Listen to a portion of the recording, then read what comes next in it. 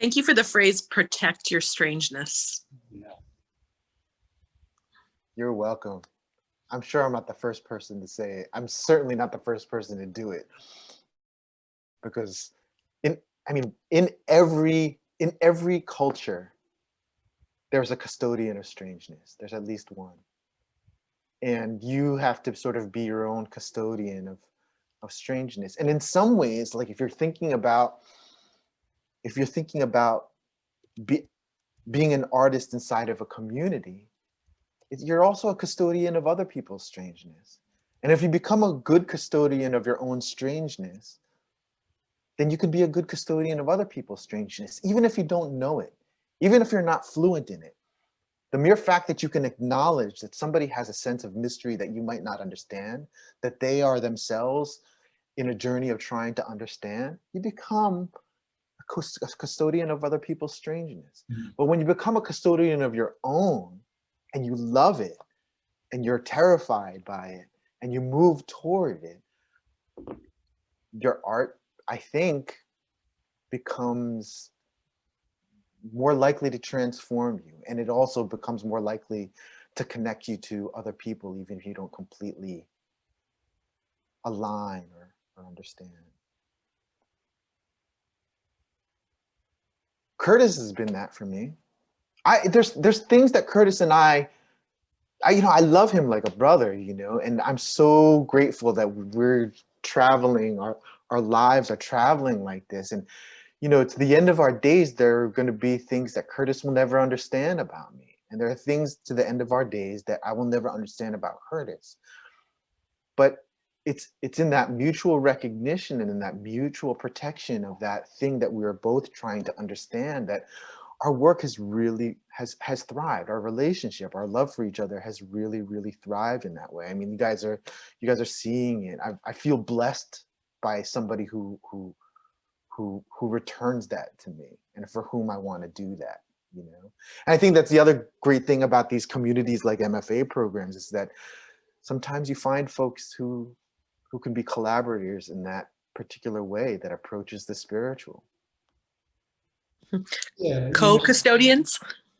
Co-custodians. but Pat, you said something earlier about this Lorca quote again, of just that, I guess it's the patience or the courage to see and to go and speak to these strangers, let's say. Mm-hmm. And, to think about this community of your cohort, an MFA program, a community of writers where here you are, right? You're together and you can build this relationship over time. And, I met Sejal through Patrick, and I don't really remember it, but as soon as I saw her face the other day, I was like, she's really familiar to me. How is that? And then she's talking about her love for rocks, for postcards. And, Patrick and I have been in correspondence over the years for, through whether postcards, letters, emails, just sending weird shit through the mail, and there are more of us out there like each other than not, right? And we have to have the patience to see that. And I think that, kind of taking care of each other in this way as well, to nourish the strangeness, the creativity, the risk taking. I feel really lucky that, that I've received that from Patrick. And, among other things of what we teach each other, my approach to language, my experience with Spanish, Patrick's experience with Spanish, where we throw out things back at each other. How do you say this? How do I say that? These are moments of growth with each other that I think, have been so valuable to my creative work and to my personal life as well.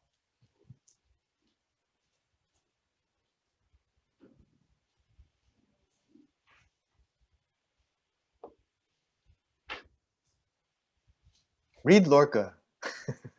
Read Lorca. We read Lorca. I was thinking about this, Patrick, how we've read a lot of books together.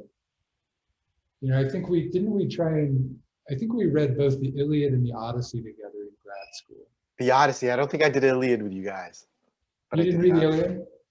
No. No? Shh, don't tell the students I never read the Iliad. Yeah.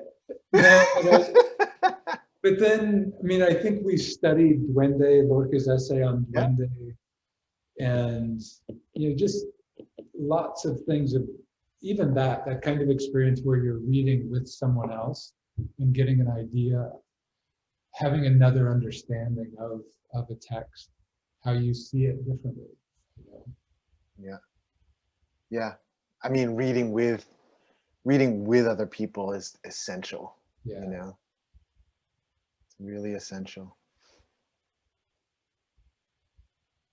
What are the rest of you? Anything, maybe we're missing some stuff in the chat here.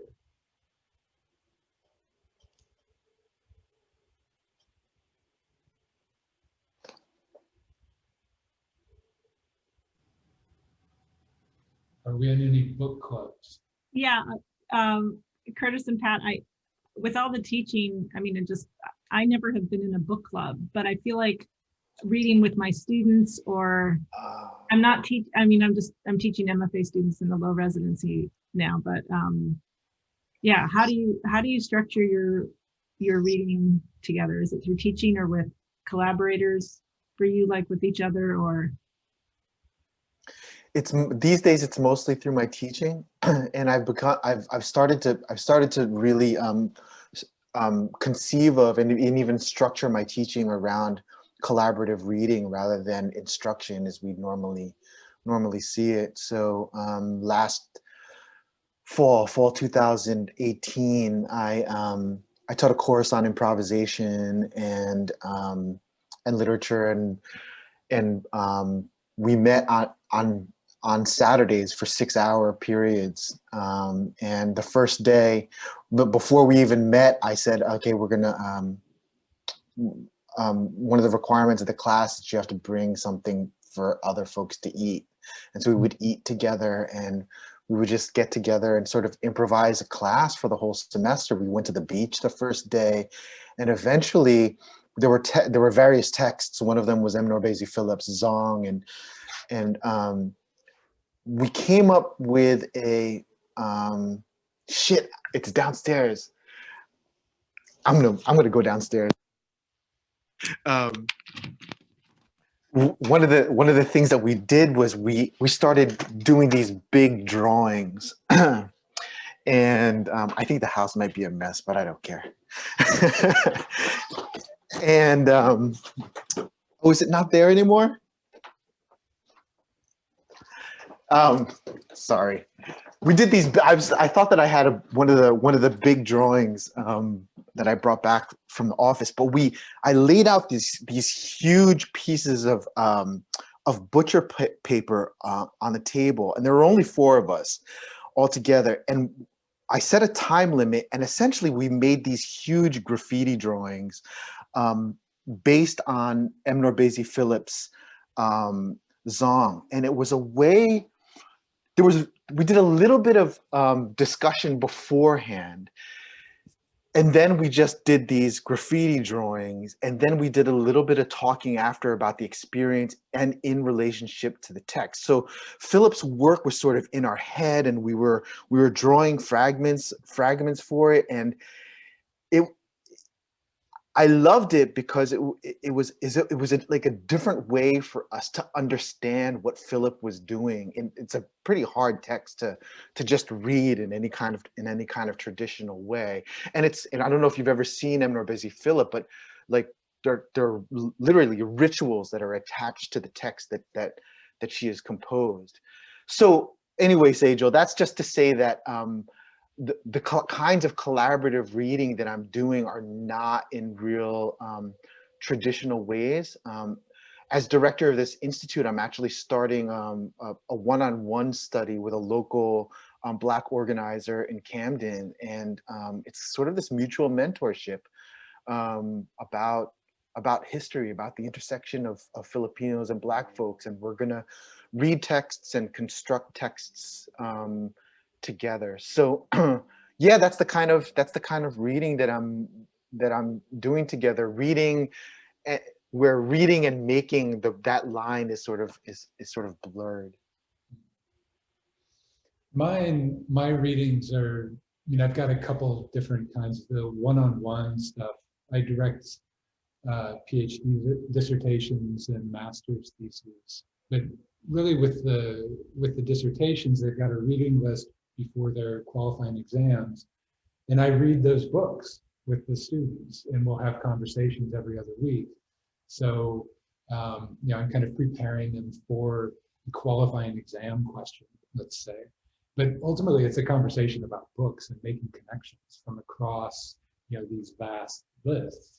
And if I can, I try and bring a couple of students together so that we can have a larger, like 2 or 3 person conversation. So that's one way of an individual study. And then in my workshops, I tend to have a reading list, but that's only a suggestion. So say maybe I've got 4 or 5 books that we're all going to read together. But then everyone in the workshop also has to have maybe a list of 4 or 5, or maybe it's 10 books that they're also reading over the course of the semester. And when they're going to talk about something, they bring in this other book or 2 books to make connections to the readings that we're all doing, sharing those poems so we can all have an expanded reading list, right? And we can all kind of encounter new writers we wouldn't have encountered otherwise. I think that's the only way to really have a reading list in a class, where it grows, and it also depends on the people who are in the class. Not to have that one of, you're just going to read what I want you to read and that's it.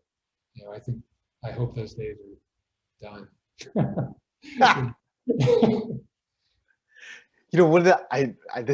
I hope we're not going too much in a tangent, but I think this is sort of about collaboration and collaborative reading and kind of literary and art communities. And I've begun to also like rethink thesis. I don't know if I told you about this, Curtis, but this past fall, I asked my thesis advisees to rethink thesis as not as an individual project, but as a kind of ritual, because it's like this recurring thing, and to write a reflection on what's this tradition that you're receiving, what do you want to preserve in this ritual, and what do you want to transform in this ritual.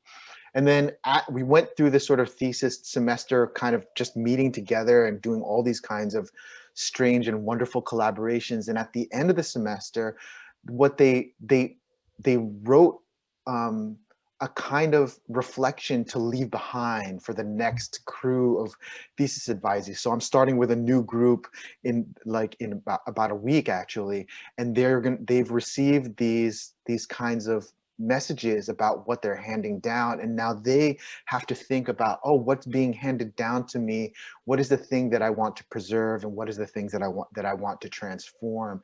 And so the collaborations are sometimes with simultaneous, but some of them are across time and space also. And I think that's not, I don't think of this as any kind of like innovative thing. I think it's more about a kind of emphasis. This is what we all do as writers, that we are receiving things and passing things along across time and space. And sometimes that collaboration happens to happen in the same space and time, but others not so.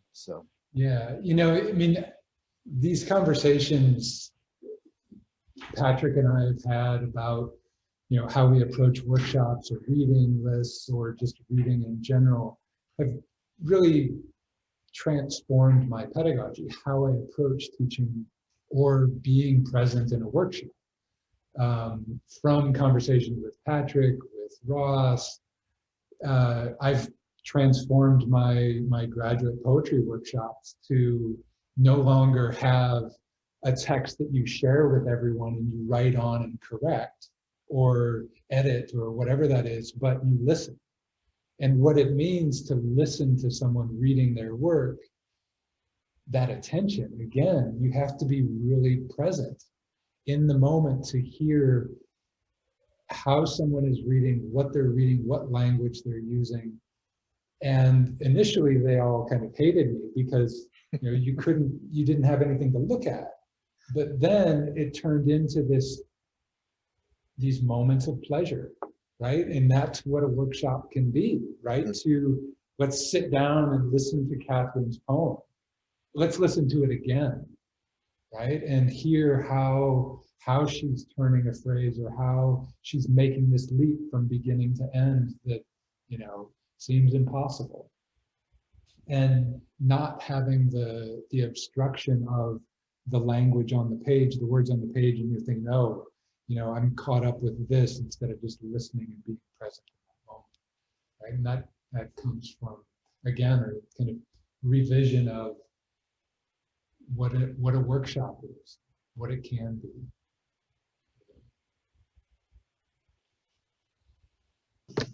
I love this conversation. I really do, because there's been this theme throughout the residency that's really been pretty dominant about hybrid genres, right? And the two of you are taking it way beyond, say, even just what happens on the page, but thinking about the hybrid life in a way that everything intersects. And it what you were just saying, Curtis, of like sort of breaking the bounds of a traditional classroom, what we think are a workshop, and Patrick talking about writing as thinking about making graffiti and collage and music and all these things, and really thinking what it does to me is takes what we've been, quite a few conversations we've had about hybridity, and really then to me saying, emphasizing that that's really also about a way of living. It's not just what we do on the page, but thinking about opening up our lives to multiple intersections all the time. So thanks, I guess is what I'm saying. I'm gonna say, oh, go ahead. Sorry, Heather. I was gonna say I have a question. So I know that music has influenced the way in which you write. How would you say that you've been able to take music and infuse it, and if that makes sense? Or is it more like the musicality of the language and less about like, here's a particular song I've been able to kind of figure out how to pay homage to the song and then bring it into the poem? Does that make sense? Yeah, totally. Okay. I definitely write about music a lot, but it's more about the first thing you said, which is the musicality. And I think that the way largely that I've seen musicality taught in poetry or even in prose is, thinking about rhyme and assonance and consonance and alliteration and line and meter and so forth, which is all important and useful. But the dimension of that's super important is the body. I know that I had mentioned this last night and today, is that the musicality of language is not different from the musicality of the guitar or the musicality of the drum, is that it requires a kind of attention to the body. Like, people ask me, like, if you had advice for anybody to learn about rhythm and sound in poetry, what would you tell them? And I think that they're expecting me like to give them some kinds of exercise. And I'm like, listen to some music that you love and learn how to dance. And if you can learn how to dance with other people, even better, because you're really internalizing sound. You're really internalizing sound. And I happen to do it in all kinds of ways. Becoming a drummer has been one of the greatest blessings. And we could go on for another hour about the things that I have learned from being a drummer. But it physicalizes it. In fact, what I want to say is that music is inherently physical. But when we talk about it in literature, somehow it becomes a kind of disembodied musicality, which is, to me, an impossibility. So when I'm thinking about musicality, I'm thinking about how good it feels in my body, how good, when I read Jamaica Kincaid out loud, God damn, it feels really good to read her out loud. When I read Toni Morrison out loud, God damn, it feels really good to read Toni Morrison and Larry Levis and, you know, all my favorite writers. They do not fail out loud. They do not. And I get goosebumps and I want to move. I want to run out into the street and be like, oh my God. There's a physical reaction to that. And that's not unlike music to me. I mean, how's that different from, you know, hearing the banger at the club, you know? It makes you want to move. You know, that aspect as well, Patrick, of just the orality, of giving it breath. It needs to be sung, right? Right. This is poetry, right? It is song. And too often, you know, people are just stuck on the page and saying, well, what does it look like there? Who gives a shit what it looks like just there, right? Speak it, right?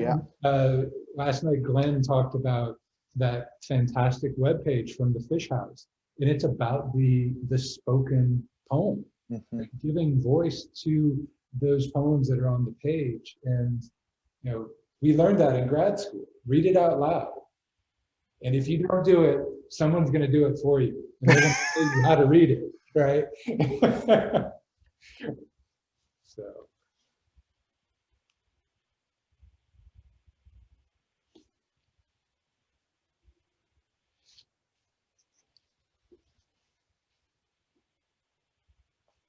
Yeah, good prose things like poetry. There's no difference. Exactly. Yeah.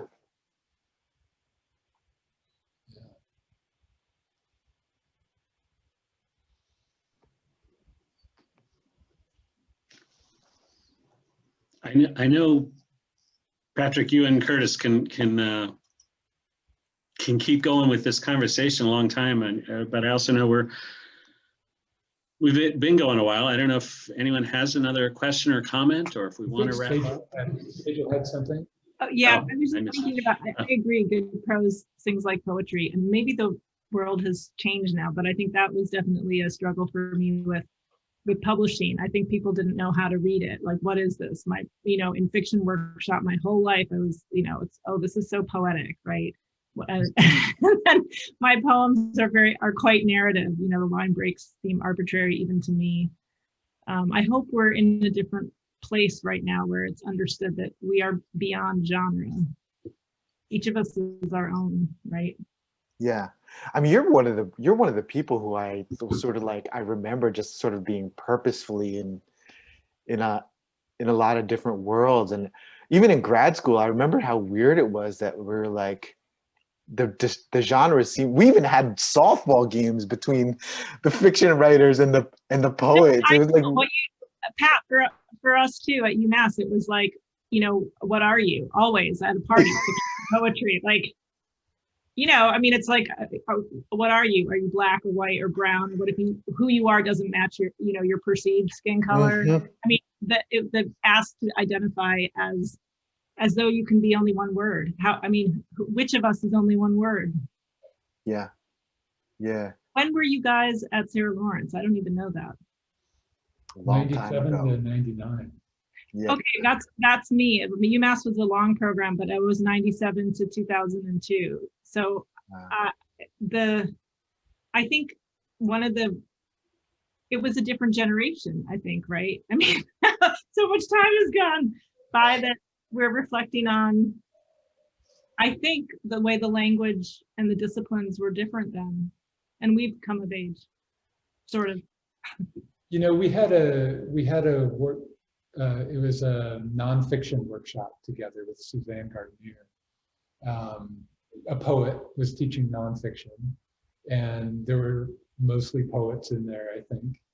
You know, so that was, I think there were these kind of indications of people wanting to go outside of a particular genre, but it wasn't so common for poets to take fiction workshops. I don't think it was more nonfiction.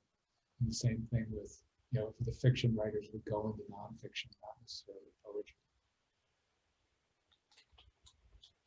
I want to say something that's that might be perceived as somewhat radical, and but it's certainly not original. But this is sort of my formulation of it, and that's that this conversation of like hybridity and sort of and genres sort of mixing into one another, it's so wonderful. And to me, maybe in a theoretical but also in a practical sense, it connects to a lot of what we're seeing happen in the world, what people are sort of like reckoning with right now with many of the protests. I want to be able to say this in really in an intentional, thoughtful way. When I talk about these breaking of boundaries between disciplines, first of all, there are things that I'd sort of perceived as being connected to begin with, and it's not a breaking so much as just acknowledging their connection. One of the things that I've come to understand is that the consequence of this means that what we're actually doing is deprofessionalizing writing as an academic discipline. And by deprofessionalizing it, there's a couple of things. One of them is, you think of that. You think of as opposed to the professional, there's the amateur, which is the French for one who loves. And so in some ways we're liberated into loving language instead of being professionalized into it. But the other part is that the academy tends to professionalize us. And in order to professionalize us, it needs these categories and it needs to enforce these categories. And in order to enforce these categories, there's a kind of correctional impulse. And in fact, the workshop often is filled with language of fixing and correction. And we're in a moment now where I think that a lot more people are interested in and have been exposed to the idea of the correctional, and like, isn't there an alternative to the idea of the correctional? And I am making reference to the prison industrial complex here as an ideology in the ways that it expresses itself in spaces that we might not expect it to express itself.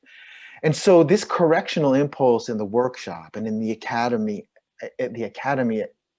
at large, it's this blur. I feel like this blurring of the disciplines is it's anti-correctional, and it's a way for us to sort of re-see how we employ the imagination and what the nature of the imagination is like to begin with. So I think what I want to say is that this is not simply the idea of interdisciplinarity and hybridity can quickly become an academic buzzword. And this is coming from somebody who is directing an institute right now, and buzzwords fly everywhere when you're in these kinds of positions. And just to say that I've become increasingly mindful of the gifts of art and artistic communities to rethink these really violent impulses that trace themselves back for centuries, and certainly trace them through my own history. And so this practice of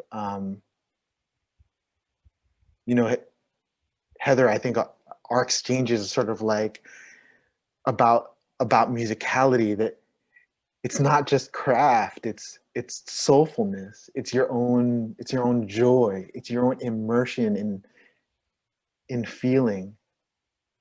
Your pursuit here as artists is deeply, deeply political, because in order for you to appreciate musicality and the physicality of that music, you have to know what you want, and you have to know what you love, and you have to know what feels good. And that sounds like pretty woo, but it's hard. It's hard to know that stuff. It's hard to inquire about it. It's hard to approach it. And that's the soul of the work right there. What do you love? And what do you I want? think, could I just add to that, Patrick? And you have to figure out how to make that part of your life, right? I mean, our system, this system that Patrick is talking about, not necessarily the low residency, but just the academic side of writing, is unique to the United States, right? This doesn't exist anywhere else, where someone can go and get a degree and dedicate so much time just to writing, and then you're going to be a writer with the degree. What you're doing in the low residency is you're living your life and you're writing, as writers around the world are doing all the time. Yeah. As we're supposed to do. We're supposed to live our lives, and we write about that life, right? And what I think, what you were just saying, Patrick, is that what rings true to me is, yes, I'm interested in art. Yes, I'm interested in the environment and architecture, and how is that melding with my creative practice, right? I'm a teacher, but I'm a writer. I'm a translator. All of those things are connected. They're not in these different compartments or offices that I visit when I'm going to translate, and then a different desk when I'm going to write a poem, and then a different desk. I mean, all of these things fit together. And in that, doesn't have a rule, right? There's no fixed way to do that. Right. You create it. Well, and this will sound weird coming from the director of this program, but as I'm learning, that process is far more heavily dictated by accrediting institutions than I would have thought, that don't know what the kinds of things that you're talking about. And so it's almost like in this environment, we have to do the real work sort of in spite of what the overarching eye says. Are you really teaching what you say you're teaching? Well, what we're teaching is not quantifiable. Mm-hmm. It's like you said, Curtis, we have to learn to make it part of our life, and we can't, that's our strangeness, right? Yeah. That's what we want to nurture. Yeah. And it's hard. Yeah. Yeah, how do you give a grade to this conversation, right? I mean, it's like, fuck you. I'm not going to. It's like, I'm going to give you a grade because we're talking to each other, right? I mean, that's ultimately how you have to do it. But the real grade is what you're getting out of it and what you're putting into it. I want to invite you over for dinner. We have a great conversation. You're coming back. We don't? Maybe you won't come back to dinner, right? So it's like, how does that work? What do you learn from it? What do you learn from each other? Who do you want to have a conversation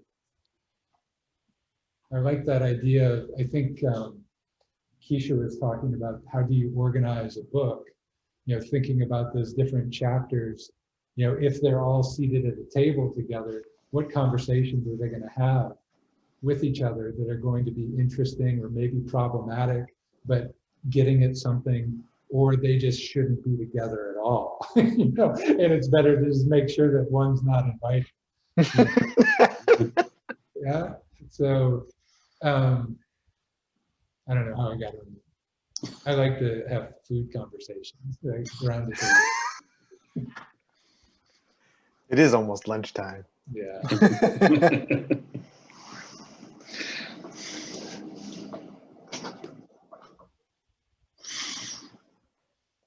Well, and thinking of which, I know people are going to want to get some food before a workshop this afternoon. So maybe those notes are a good place to sort of wrap up this morning. You've both given us so much to think about. I mean, really, this was your question about how I graded Curtis. That's an A conversation. But yeah, thank you so much for this wonderful conversation. Thank you, man. And thank you, everybody, for coming through today. Yeah, thanks everyone for being here. Thank you. Thank you. Thank you. This has been great.